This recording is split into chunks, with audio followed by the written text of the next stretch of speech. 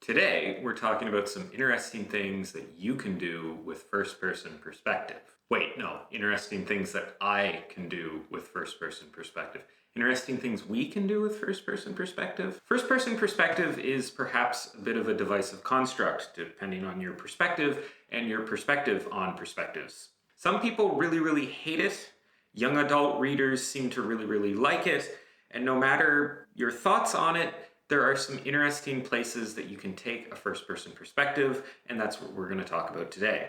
So, with that, here are three interesting things you can do with a novel written in first person perspective. Thing number one is to make the narrator omniscient. Omniscience is usually only discussed when we're talking about third person perspective, third person omniscient perspective, where the narrator has access to the thoughts and feelings and viewpoints of multiple characters at the same time, as opposed to a third limited perspective where you're only in the head of one character at a given time. That being said, there are some elements of omniscience that we can apply to stories written in the first person perspective. A straight up fully omniscient first person narrator could be done, but it's probably going to be a little bit difficult to achieve. That being said, there are some ways that we can add omniscient elements to the narration of our first person story. If the perspective is framed as a character recounting events that have happened some time ago, either verbally or in written form, then we can give the narrator a form of temporal omniscience, which sounds like the name of a dream pop band. These are stories like The Name of the Wind or Heart of Darkness, where a older version of the character is sitting down and recounting events that happened to them sometime in the past. A temporally omniscient first-person narrator can say things like, "I thought the skylight could hold my weight. Boy, was I wrong." They can also foreshadow and build tension because they know what's going to happen in the story. "I thought Bill was being especially terse because he didn't like my new hat. Turns out he had just eaten a dicey breakfast burrito." Yes, that's right, Bill had the runs. Had them bad.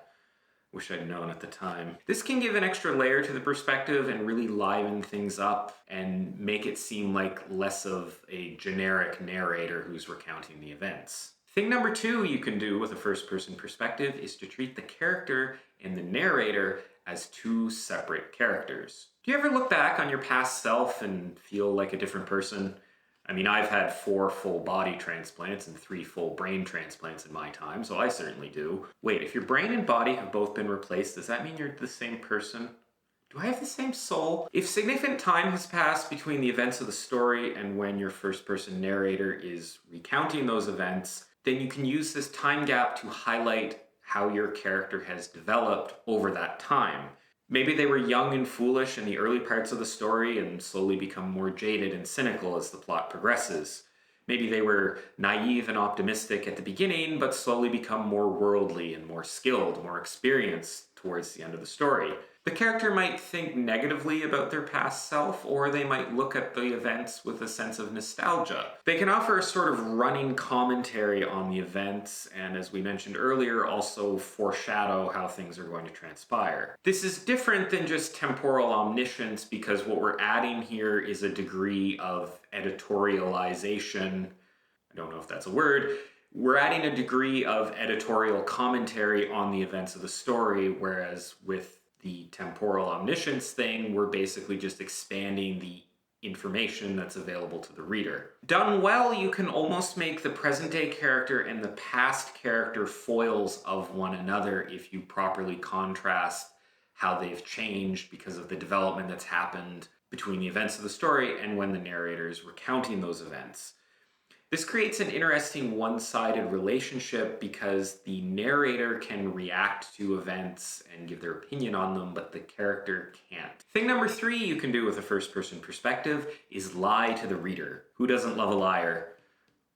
Not sure I can trust your answer to that. Lying is one of my favorite things to do. Done properly, you can gain access to all kinds of exciting parts of construction sites where there's like beams and scaffolds and stuff. Unreliable first-person narrators are interesting on many levels. I think having a lack of trust between the reader and the narrator is great, and it's even better if the story is written in first person. It's like the character's lying right at you, to your face, or in your ears if it's an audiobook. You have to walk a bit of a fine line here, because if the reader completely doesn't trust the narrator who's telling them the story, then they'll likely lose interest in the story.